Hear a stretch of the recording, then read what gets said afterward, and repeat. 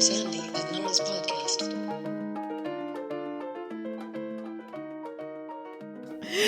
Hey, Nora. Hey, Sandy. How goes you? What's going on? You know, I am in the last month of writing my next book. Ooh. And this is part 3 in the series of Canada in Decline, and it's all about democracy. And it's kind of like, I mean, you live it, you watch about it, we talk about it all the time. This episode is going to talk about it. But it's kind of stunning to witness how undemocratic Canada is when you're looking through the history of democracy in this country and where we've gotten ourselves to today.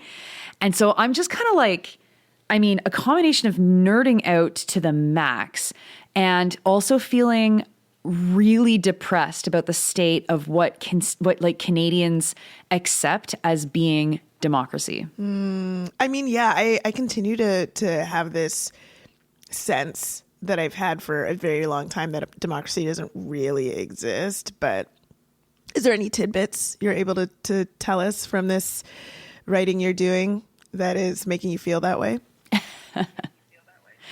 Yeah, well, I mean, like, if you look at how power was consolidated in the neoliberal era, the prime minister has an incredible amount of power. And this was all detailed, you know, throughout the early 2000s. In a moment where people kind of had a chance to look back and go, okay, we got through the 90s, 9/11 has happened and it's kind of transformed stuff. And now we're going to write about where we're at. And so I'm finding a lot of books that were written in 2005, which I think is really interesting. And one of them is a book by Jeffrey Simpson that a lot of people of a certain age will know. Most people of another certain age will have no idea. And it was called The Friendly Dictatorship. And it just goes like blow by blow through how from Pierre Trudeau all the way up to Chrétien in like, you know, the early 2000s, how the prime ministers had been consolidating the unlimited power they already had, consolidating that into even more power. And so you end up with the situation, which is what we see today and what we've seen for, you know, basically most of our lives, which is that the prime minister, who is not elected directly, he then decides who his top decision makers will be. He gives them mandate letters to say what their priorities are going to be. There's almost no role for the backbench. The opposition has almost no role at all in this configuration. And working with the Privy Council clerk, or the Privy Office, whatever, Privy Council, Privy Office, the Prime Minister and the clerk of the Privy Council are then basically the two people that just run the entire machine through these mandate letters, through the Prime Minister's own priorities, and through hundreds and hundreds of appointments across Canadian society. And I think it's probably why Trudeau's grip on everything fell apart once he lost control of people like Bill Morneau and of Chrystia Freeland, who had capability of pushing through like a vision. It was always very clear that it was like children seemed to be involved in running the Liberal government. And then all of a sudden CEO Carney comes in, who does know how to make appointments, who does have the connections to fill all of these jobs, and who does have a vision. And Canadians are like, oh, thank God, we have leadership back in this country. And it's like, it's leadership, but it's not democratic leadership. No. And at a time where it feels like we desperately need it, because, I mean, we're recording this on Tuesday, April 28th. So there will be an economic update today that we are not going to be able to talk about because we're recording this before it happens. But certainly yesterday there was some leadership from Mark Carney. On the day that we're recording this is the day after the new sovereign wealth fund plan was announced. So we'll have some talks about that too. But that's really it is quite depressing how you've just put it, how the country is run. And again, this is a time where we do desperately need people to be able to have some sort of impact because like all the changes that are happening around the world. And I mean, it's just like happening so quickly. Like this morning, it was just, I mean, literally just announced that the UAE is leaving OPEC. You know, there's so many things that are changing that are hitting people right at home, like in their daily lives and how they are able to live. And still, it really feels like the powers that are running the country are so removed from that and are unable to talk about the way that the changes that are happening are related directly to how we are able to live, or really how we're not able to live, and like the dignity or indignities of life. And it's not a good situation. No, it's not. And I have so much more to say about it, but I want to pause here because I don't want to get into the full episode yet, given that we always have some gratitude to hand out. We sure do. And before the individual gratitude, thanks to everybody who read the piece that I put on our Patreon and who sent me some feedback. Loved it. It was fun and fun to hear from you what you thought about that article / rant, because it really was a rant. So really appreciate it. And when there's more, I'll let you all know. And also, Sandy, I actually didn't catch it because I didn't remember to open up Patreon. So I'm going to read that and let you know what I think about it. Love it. Love it. Thank you.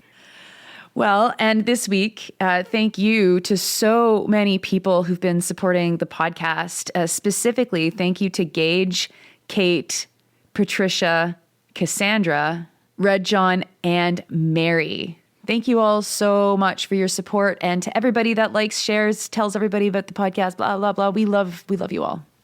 Thank you so much. Nora, a couple of things also before we get into the episode. One, so usually when we record, I have like CBC News open just to see what they're doing, what they're talking about. Do you know what like the big above the line story is today? It really should be the UAE leaving OPEC. That seems like kind of the most important news, especially to the oil exporting country of Canada. Now, I don't know if this is like a thing where it's like updated on their app, but it's not updated on like their desktop, because it certainly is the first article on the app. But on the website, the whole top line, it's like 1, 2, 3, 4, 5, 6, 7 articles is King Charles continues U.S. state visit amid political tensions over Iran war. What? You're like, what? That's a joke, right? Okay. It is a joke to somebody. And to us. And do you want me to read you my favorite headline? Yeah, of course. Video. Queen Elizabeth addresses joint meeting of the U.S. Congress. She's not alive. Right? Yeah. Yeah. I mean, I haven't clicked through. I assume this is historical because it's like, only 2 monarchs have ever addressed Congress or whatever is like one of the things that is being talked about during this state visit here in the United States. But it's just like, I mean, you should maybe say that in the headline of the article. If it's like an above the line, major news story, it's kind of weird. Queen Elizabeth back in action. Okay, so that's one thing I wanted to mention. Number 2, there was an assassination attempt, another one. Oh yeah, shots fired. Shots were going to be fired at the White House Correspondents' Dinner, and then they were. I mean, were shots fired? I have no idea. I haven't actually paid any attention to this. And given that you are in the United States, I imagine this is the biggest thing that is like in your face as an American resident. It's literally not. Oh. It's really not. Nobody seems to care about this, which is part of the like weird thing. Nobody seems to care about this. And also, I have found it really weird that like nobody can really give a clear story of what's happened. I've been trying, like, whether or not shots were fired, whether or not shots were heard, how this all happened. I thought it was just so bizarre, like from when it happened to even today.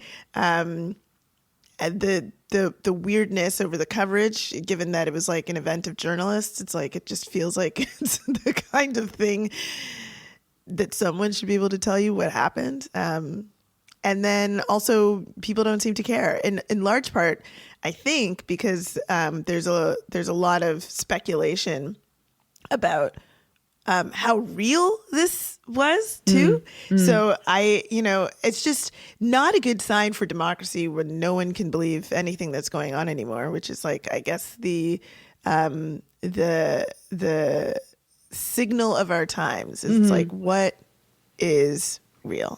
Although I'm sure you saw that Kid Rock today was addressing the Pentagon. I'm sure you saw that Kid Rock right at that part of the sentence. I was like, nope. Why are you sure? I saw a whole bunch of people having to share that saying, this is real. It's like, oh God, there's Kid Rock in front of the Pentagon. Okay. Which, it is actually probably good news for global peace and security, because they're not going to come up with a good plan if Kid Rock's involved. Yep. I mean, that is assured. Okay, let's get back to Canada. So yesterday, Sovereign Wealth Fund is announced. Prime Minister Mark Carney does a sit-down interview with Adrienne Arsenault. Lots of discussion. How'd you feel about it? Well, I didn't watch the interview, so I'm going to be relying on you to talk about it. And generally, I do like Adrienne Arsenault. I think that she's a really great person. I was surprised to see her get that interview instead of Rosie Barton, because I thought that she was like the chief interviewer of all heads of state or whatever. But I do think that the Sovereign Wealth Fund is absolutely something we need to talk about. And first of all, the headlines I thought were pretty misleading. Did you see that this would be the first in Canada's history to have a sovereign wealth fund? I did see that. Is that not true? Yeah. It's like kind of true. $25 billion into a fund that will be specifically funding Canadian innovation called a sovereign wealth fund. Okay. But like we, for almost a century, had something called the Canada Pension Plan Fund. Have you ever heard about the Canada Pension Plan? Yes, I certainly have. Yeah. So, it's an investment fund, right? To be able to bring money into the pension fund to make sure we all have the smallest amount of money ever when we retire, if we ever retire. And it wasn't until 1993 that the Canada Pension Fund was invested outside of Canada. It actually was one of the critical levers to draw on for Canadian investment. And in the early 90s, it was then financialized. It was open up to the global markets so that it could make profits. And the Canada Pension Plan is like enormous, right? Like this new sovereign wealth fund is nothing compared to how much money is invested in the CPP. And like more than half of the CPP is actually invested in the United States. Before this was the way it was invested in Canada at more than 90%. I think it was like 95% or something was invested in Canadian industry. And so when they were investing in Canadian industry, the Canada Pension Plan was not expected to make giant profits. It was expected to zero out. So in some years, there'd be a little bit more than 0% increases. Some years there'd be losses, a little bit less than 0%. But ultimately, the fund had to be stable and pay out what was being drawn on it. And so because of that, it didn't chase any high income, high risk, whatever investments. Once it was financialized, all of a sudden the CPP starts making pretty significant returns above zero. Not that that's actually given us any more pensions. Where does that money go? Oh, it all goes into the markets and helps to contribute to profit making, right? Because you have to leverage money to make money. And with these in different kinds of investments, Canada is involved then in privatizing critical infrastructure, ports, airports, this kind of thing, all around the world. And so now we have Mark Carney, who's a banker and an investment guy and knows this world better than most people that are going to talk to him, journalists included. He wants to create something that's going to be a quote unquote made in Canada fund to fund Canadian industry, as if the Canada Pension Plan isn't right there. and actually like used to serve this role in Canada. And the only person I've seen talking about this at all, of course, is Jim Stanford, who's an economist. And I think that that's really where we need to be paying attention, because the CPP is a much more important investment fund. And even in Canada today, because of the markets, what they invest in, is pretty bad stuff. They've got huge investments in companies tied to Israel. They are the owner of the biggest long-term care chain in Canada that had, thousands of people die in it across Canada in their homes. And Canadians don't really have any say over how it gets managed. And I suspect that this sovereign wealth fund is going to look pretty similar to that. I mean, it's not surprising that, like, we have a banker who is the prime minister, and so his quote unquote solutions for any issues that the country might be facing are bank-like solutions.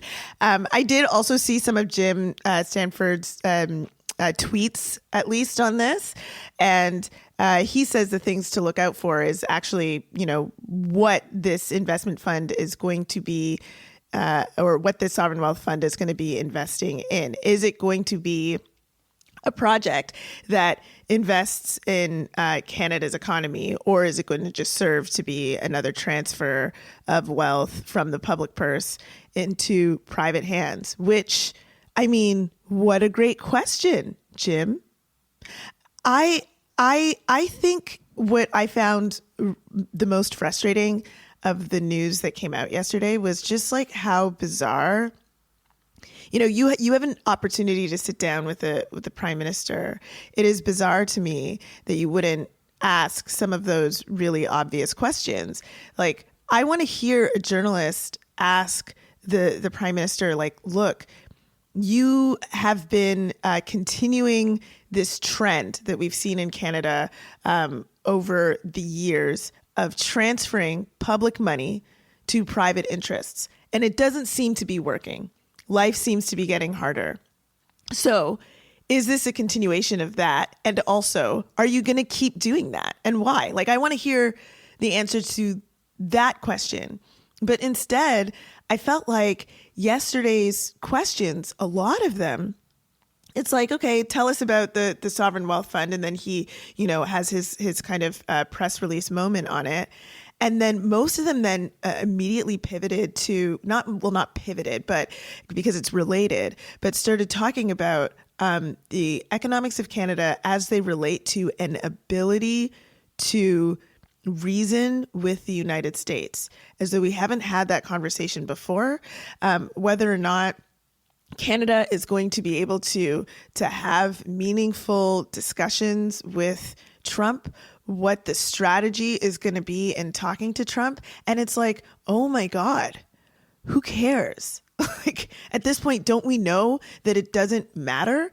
Like, what does matter is, like, what the hell are we going to do in this country right now to support people who are going to be seriously harmed by the way that the economic situation all over the world, both when it comes to work and how much money people are going to have access to, what the borrowing situation is among average households, and how that the personal debt is getting worse. Like, what are we going to do about that stuff? And it just, like, it feels like there's, like, just no interest in having that discussion. Like, why can't we sit across from the prime minister and say, one of the major concerns of Canadians is the way that they're not able to access healthcare in the way that they would have expected to over their lifetimes.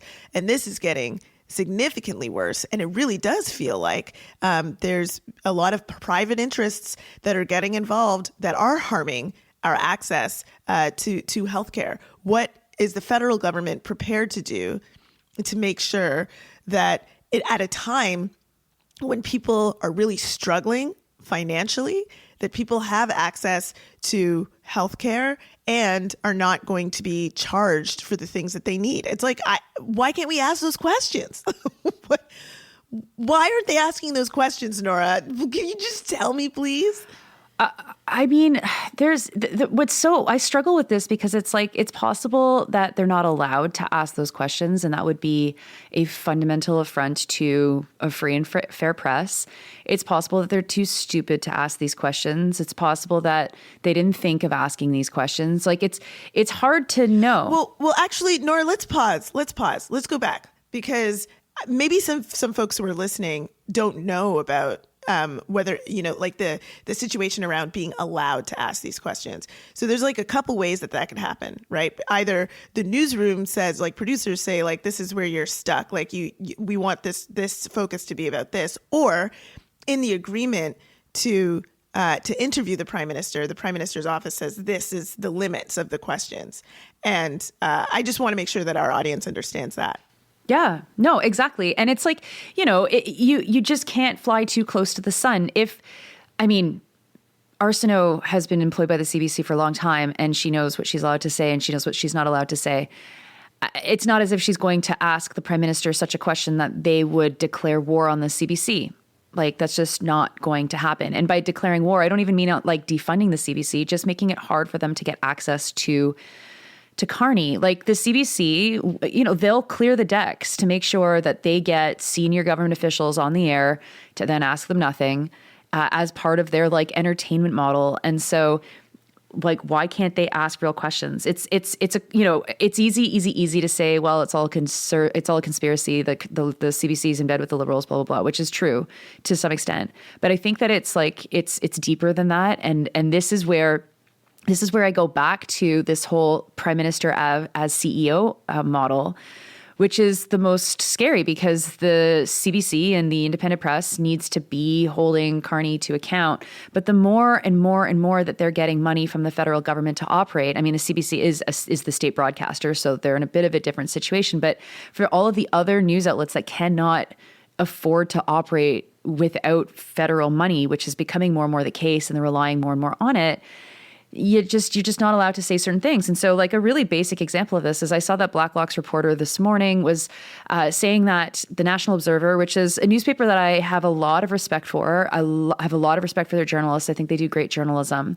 But they are funded by a foundation and subscriptions. And so that's really, really hard to operate on because it's not that much money.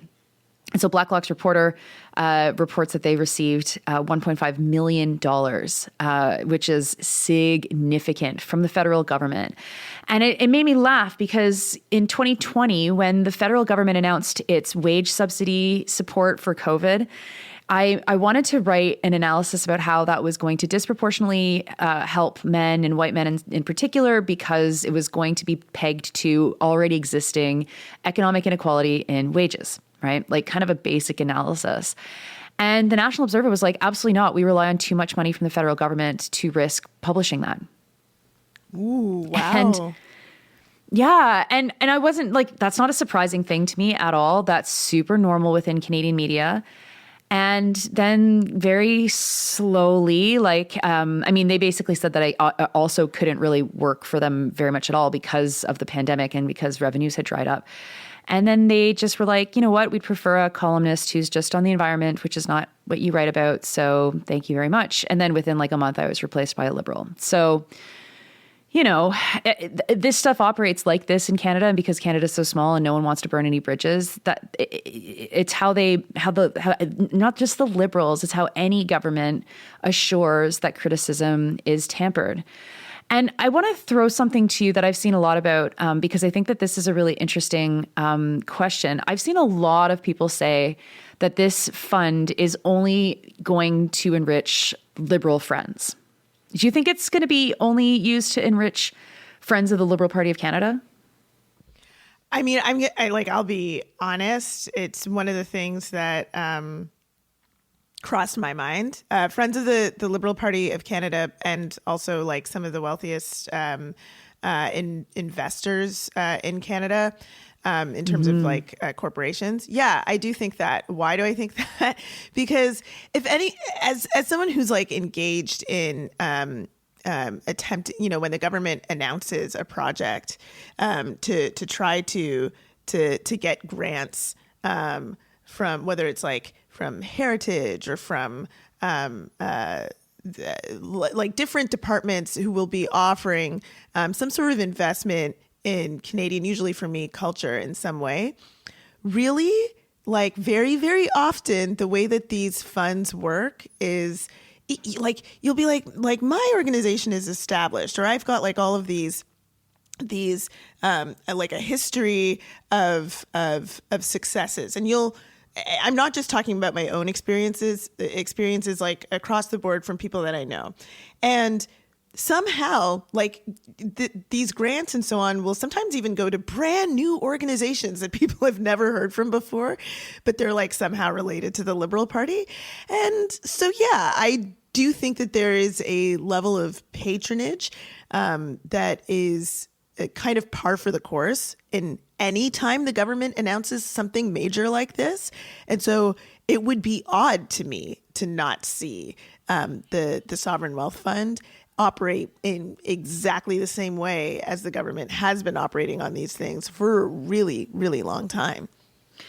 Yeah, but it's important to note, and I know you know this, it's not just Liberals. Like, this is going to be helping a class of people who profit off of investments. Like, at the fundamental base of it, when Mark Carney creates a new Crown Corporation, that's coming with a new CEO who's going to have a new CEO salary. That's going to come with some number of new board appointments, and each one of those board members is going to have a new salary, and they're going to be connected and learn, have all of these official reasons to be like in touch with the biggest investors in Canada and managing their money and blah, blah, blah. Like, this is a way to pour public money into creating yet another elite branch of Canada to support the Liberal project and then eventually to support the Conservatives. I mean, I think that as much as it's supporting the Liberals themselves, we have to understand this as supporting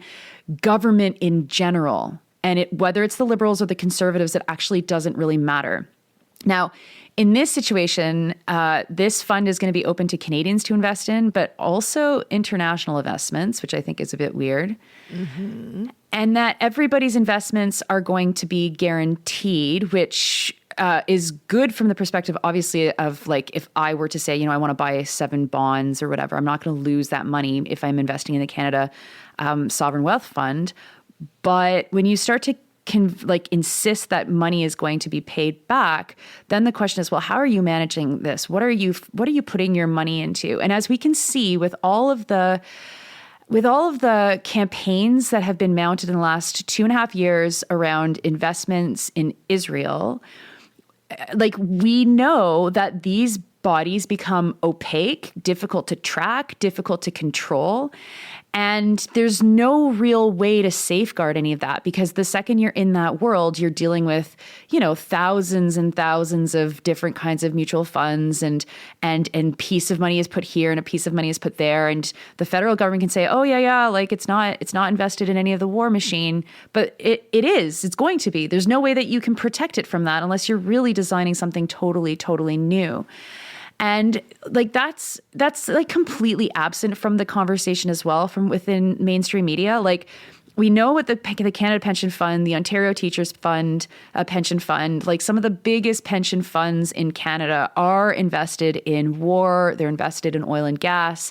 They're invested in privatizing stuff around the world that Canadians fight against being privatized here. And yet, we're going to be like creating another huge fund to do the same thing. Like, give me a break. And to say these, again, like, there's no one that's going to say these things other than to Jim Stanford, who does get on to the news from time to time. It's very concerning, because it's like, it's one thing to watch $25 billion be like just thrown to Ukraine, which we've talked about on this show. And that's a whole other thing with no checks and balances, and we don't know what's going on with the money, and it's just gone. Here we've got $25 billion to play the markets in the name of national sovereignty. I don't know, man. Okay. Yeah. And this is it. It's just like, again, like it's a choice that the government is making that deserves to be questioned. Like, at this time, Why is this the strategy? Why is this the way that you plan on moving forward? And I, again, like the interview, I mean, it's quite a long interview. I watched the highlights, so perhaps I'll watch the whole thing at another point. But it just really, really felt like there was nothing of real substance in the interview. There were also some questions about the war, which, you know, there was not much, the way that the questions were asked, there's like not much to say because they did really focus around Trump. And it would have been great to hear a question like, you know, a lot of countries supported their citizens that were in Lebanon, that were stuck and needed ways out of the countries that are currently embroiled in violence. Like, why is it that Canada did not do that? And almost immediately just said, like, we're not going to be able to help. You should leave on your own. Whereas other countries were trying to and successfully managing to get their citizens out of there. Where Canadians, I mean, I think it was last week reported that Israel killed a Canadian citizen in Lebanon. It's like, that's the kind of question I would like to see asked to the Prime Minister. But that's not, I mean, you have an opportunity to address the Prime Minister directly. Why is that question not being asked? Why is that question not being asked? It's really scary, actually. Like, I try not to think about how much this is frightening to me because it really, really is. But it really is scary. And like just going back to this idea that we're going to have, you know, you just create wealth. You just create wealth. This sovereign pension fund cannot be seen outside of the promise to massively invest in Canada's war machine, right? Like, Canada is promised billions of dollars direct investment to military companies, to ammunition and armored vehicles. And it's like, first of all, the only reason you make ammunition is to kill people. Mm-hmm, and who are we killing right now? Well, everybody knows. It's the West's war against apparently the world, right? And so now, like, we're expected to believe that this plan has nothing to do with those war aspirations. Like, our pension funds, $78 billion already are invested in the Canada pension plan in American war machine, in the American war machine. Okay, the Healthcare of Ontario pension plan has $8.8 billion invested. The Public Service Pension Investment Board has $7.9 billion. OMERS in Ontario, $3.4 billion. La Caisse des Dépôts et Placements de Québec is $13 billion, right? The Canada Post Corporation pension plans, $826 million invested in effectively Israeli apartheid. The Liberals are consolidating their power, and they're using the money to consolidate their power to transform our economy. And they're transforming our economy in such a way as to orient it and to inextricably tie it to the international war machine as it passes through the United States. That is the exact opposite of what Carney says that he's doing. And that scares me because too many Canadians are believing Carney and taking him at his word. Yeah. Other questions I would have loved to see asked, like, this was all I was like thinking about while I was watching this thing, is one, it's like, you know, you really positioned yourself to be different than Trump. But when we look at your record so far, like, your record on immigration actually seems to be quite aligned with Trump. And your record on things like, for example, the level of power that lawmakers have to do things under a shroud of secrecy certainly seems to be aligned with Trump. Can you tell us, like, what substantively is different in your approaches to, like, these issues and war, as an example? Another question I would have loved to, which I feel like is quite obvious, but I don't know, Nora, just tell me if I'm, like, too smart. The like, right now we're heading towards, I mean, every analysis says that we're heading towards a crisis that is, like, similar to COVID with respect to the oil shock. And it's like, okay, well, if we are heading for a crisis that's similar to COVID, here are the things that you did in 2020 that felt like emergency measures that needed to be put in place to support people. People needed access to funds immediately. People needed access to expanded healthcare immediately. People needed access to expanded options for shelter immediately. And there were some things that you immediately put a whole bunch of money into to support people on the ground. And there were some things that you did, like transferring a whole bunch of money over to corporations that maybe didn't seem to work as well. Among those things, like, what are you planning this time? What is the emergency planning looking like? Does it look anything like COVID? And are you going to do something differently than you did back then? Is that obvious or not? Is that not obvious? Like, I don't know. I feel like that's an obvious question if all of the analysis is saying that we're going to be in a very similar place. But don't forget that like an investment banker is going to look at these problems and see opportunity and say, yeah, like these are problems. So what's stopping a Canada's strong investment fund from actually pouring its money into private, quote unquote, innovation within the healthcare system?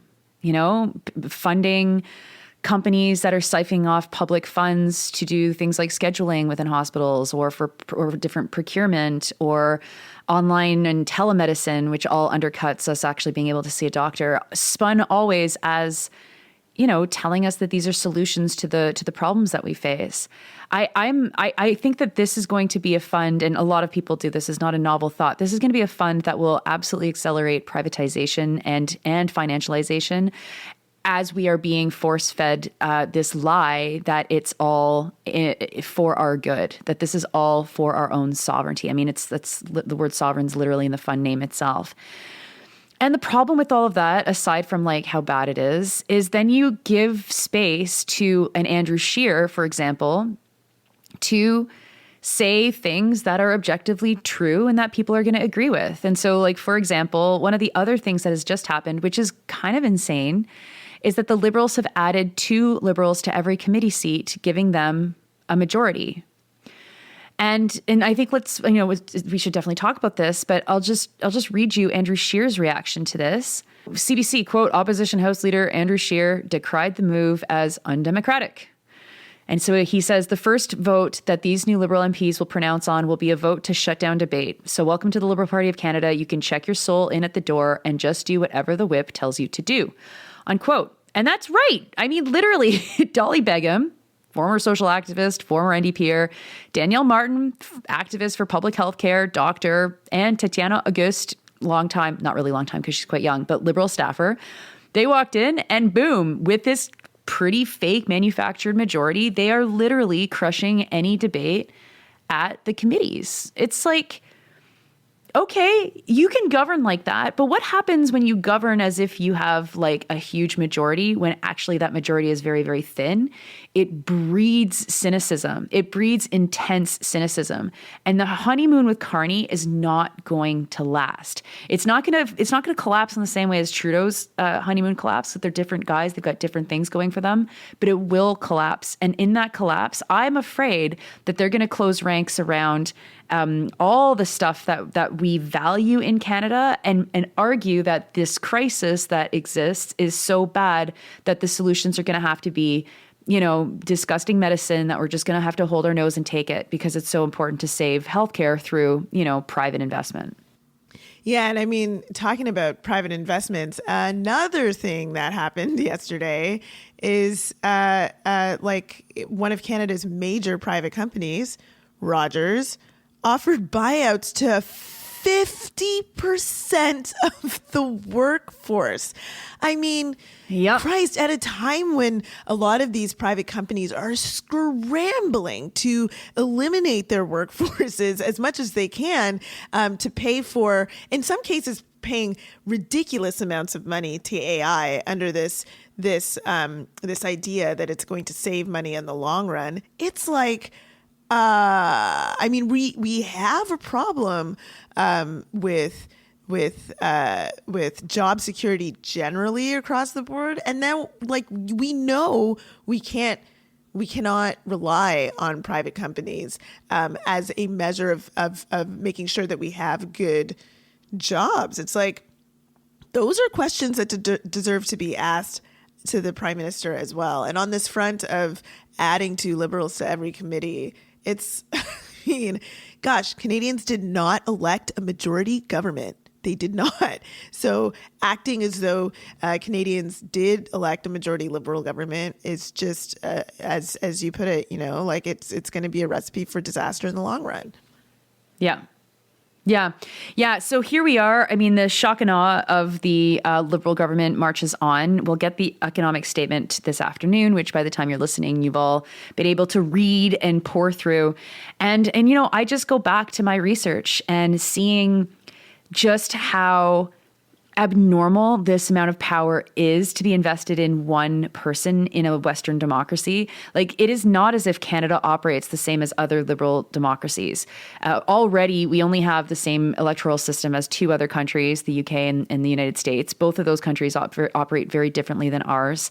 The UK, like, they can even get rid of prime ministers within caucus discussions. That would never, ever, ever, ever happen in Canada. And now we see the full use of that power by someone who has held top government positions before being prime minister. This is very weird. It's one thing to have a prime minister that comes from the private sector and knows how to maybe run a company, like you'd see with a François Legault in Quebec, less with a Doug Ford, because obviously he just was given what his father gave him, but. It's another thing altogether for the person's background to literally be one of the top bureaucrats within a country, and then actually being the top bureaucrat in two separate countries as the governor of the Banks of Canada and of the United Kingdom. I am filled with despair, and not to say that everyone else should be filled with despair. I'm just kind of being honest about watching all of this, and I'm constantly kind of brought back to this question of, like, why do Canadians accept this? Like, is there enough stability in an effective dictatorship, a benevolent dictatorship, that we're good with this? Like, is it like, what was Danielle Martin or Dolly Began promised to support this? Or what's her name? Like the three Conservatives, what were they promised to make this happen, to knit together this absolutely ridiculous majority government? I don't know, Sandy, like, do you think that we're just, like, are we literally just a country of losers to accept this amount of ridiculousness within our governments because it gives us some kind of stability and order? I can't accept that. No, I cannot accept that.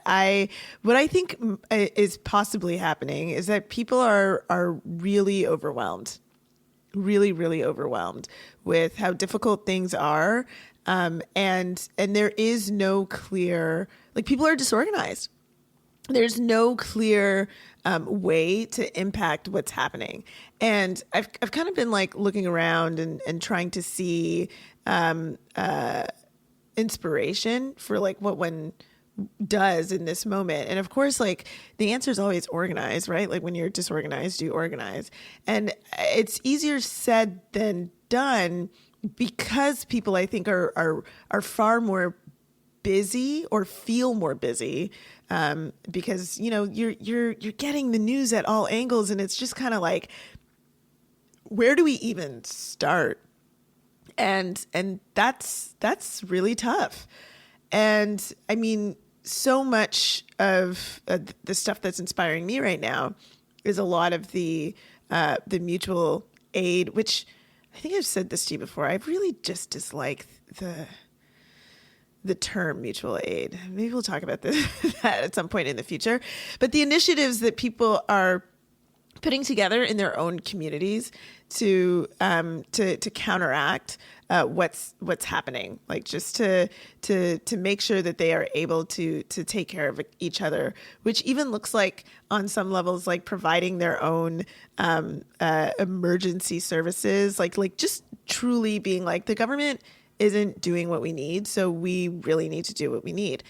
And really the sky is the limit on that. You know, you can do whatever it is that you can imagine to do. And all it really takes is being connected with people in your community, because there are skills everywhere, all kinds of skills, like hard skills, soft skills, all the skills that we need to put together a society. Because, oh gosh, we do put together a society that is being run by folks that we don't really perhaps trust, certainly if you're coming at it from where you and I are coming at it from.